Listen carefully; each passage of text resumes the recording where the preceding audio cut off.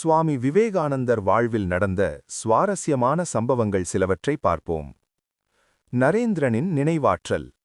நரேந்திரனிடம் சிறு வயதிலேயே ஒருமுறை கேட்ட அல்லது படித்த எதையும் அப்படியே நினைவில் வைத்துக் கொள்ளும் ஏகசந்த கிராகி, அதாவது ஒருமுறை கேட்டாலே நினைவில் நிறுத்துபவர் என்ற அபார ஆற்றல் இருந்தது.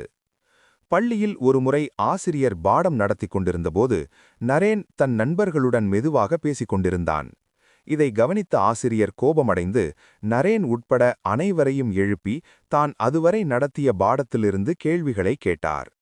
நண்பர்கள் யாரும் பதில் சொல்ல முடியாமல் திணறியபோது நரேன் மட்டும் ஆசிரியர் கேட்ட அனைத்து கேள்விகளுக்கும் மிக துல்லியமாக பதிலளித்தான்.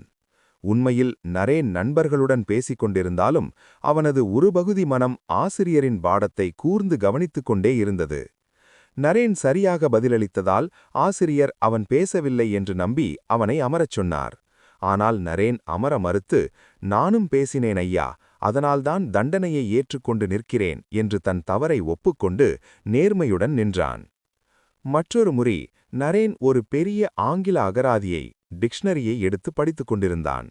அவனது தந்தை விஸ்வநாதர் இதைக் கண்டு, நீ என்ன இந்த புத்தகத்தையா படிக்கிறாய், இதை படித்து உனக்கு என்ன புரியப் போகிறது என்று கேட்டார். அதற்கு நரேன், அப்பா, நான் இதில் ஜி என்ற எழுத்து வரையுள்ள அனைத்து வார்த்தைகளையும் படித்து மனப்பாடம் செய்துவிட்டேன் என்று கூறி தந்தை கேட்ட கடினமான வார்த்தைகள் அனைத்திற்கும் உடனுக்குடன் சரியான அர்த்தத்தை கூறி அவரை வியப்பில் ஆழ்த்தினான். மேலும் தனது பள்ளி பாடப்புத்தகங்களை ஒருமுறை வாசித்தாலே அதில் உள்ள கருத்துக்கள் அனைத்தும் அவன் மனதில் ஆழமாக பதிந்துவிடும்.